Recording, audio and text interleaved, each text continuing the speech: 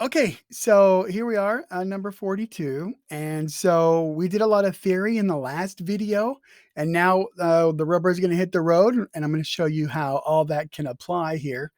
So we have a beam, and you can see there's a bunch of arrows pointing down, and there's a little function called W. W is 2.5x cubed. What that means is that means on our beam, there's a distributed load. So, sort of imagine a bunch of little sandbags, and the sandbags are all stacked on this thing. But as you get closer and closer to the endpoint, the stacks of sandbags are taller and taller. So we've got more weight down here on this end than we do on the near end. All right. Now it says determine the resultant force and specify where it acts. So that means kind of like before when we had a bunch of different forces and we tried to say what's their moment and what's their total force, we're doing something really similar. So we want to say this whole distributed load, if we could reduce that to a single force, and that single force was generating the same moment as our distributed load, then where would we put that thing? Do we put it closer to A or do we put it closer to the 4? Somewhere like that. And so that's what we want to try to work out. Now, getting the actual value for our resultant is really straightforward. All we're going to need to do there is to integrate our uh, our load function. Okay, so the 2.5x cubed there, that's our loading function, our distribution function, our intensity function, our density function. We could call it lots of different names, but it all means the same thing. How is that thing spread out in a functional format? And so whoops, how did I do that? Okay, so we're just going to integrate W dx. Okay, it's just going to be the area under the curve. All right. And so in our case here, we're going to go from 0 to 4, and we're going to say 2.5. That's our distribution, or our load intensity or our load density, x cubed dx. Okay. And then when you work all of that out, what you get is 160. Okay. Now, it's a very unfortunate coincidence that the area under the curve, 160, happens to be numerically the same as this number 160 right there. The number 160 in the graph is actually comes from this height over here, which is 2.5 times 4 cubed.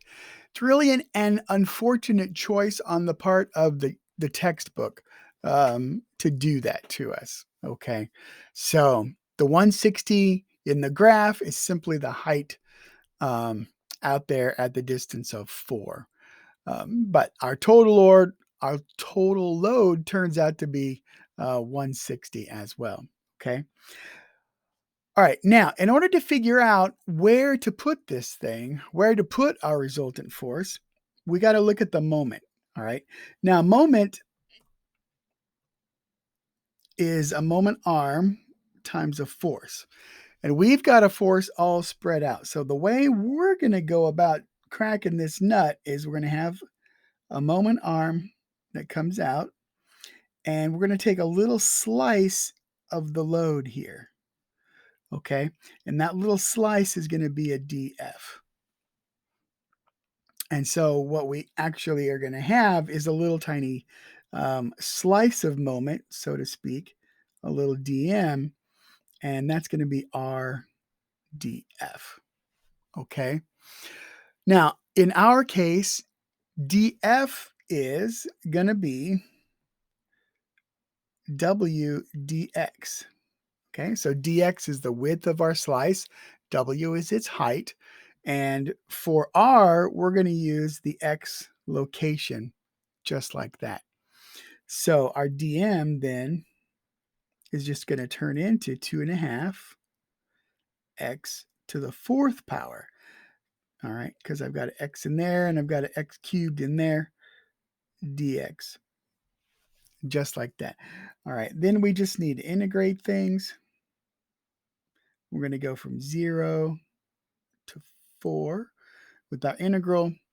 And once we do that, we're going to get 512. Okay, so we've got the total amount of moment. All right, and so last time in the last section, when we had a bunch of forces and we wanted to know where do we put a resultant force, okay, we did this something very similar here. We said that the resultant moment is equal to some distance times that resultant.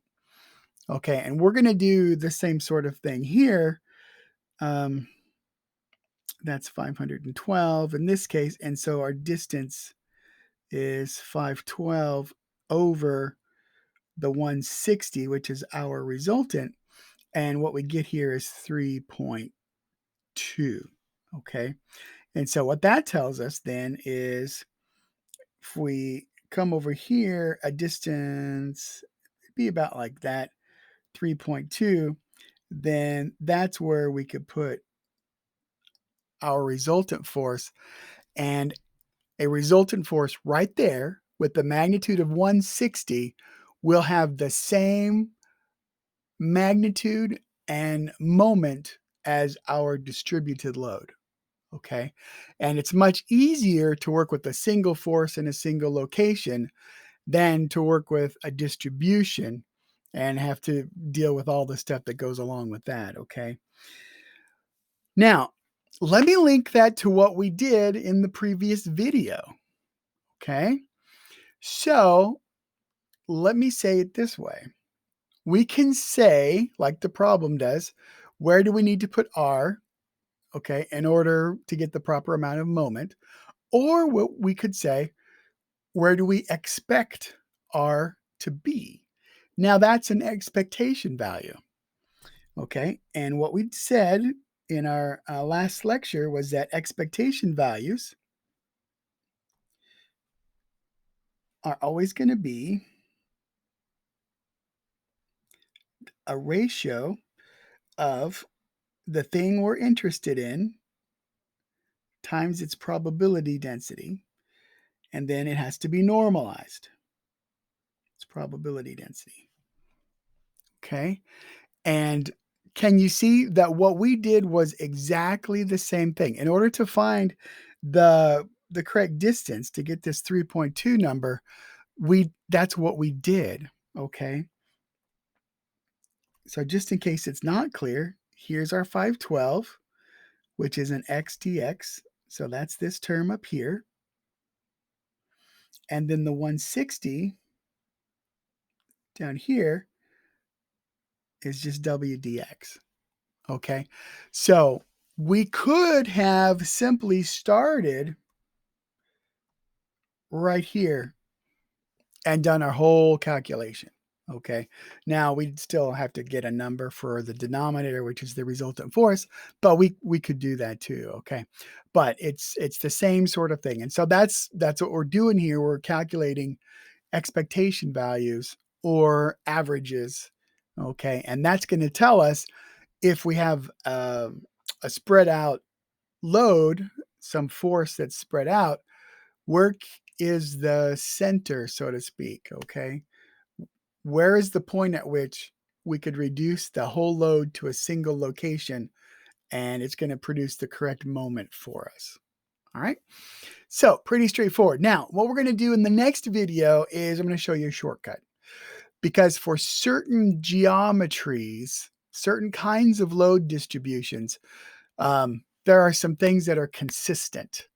And if we learn those little consistencies, then we can have a little bag of tricks, and that's going to make our life a little bit easier. So we don't necessarily have to go through a bunch of complicated integrations. Okay, so that's what's coming up next.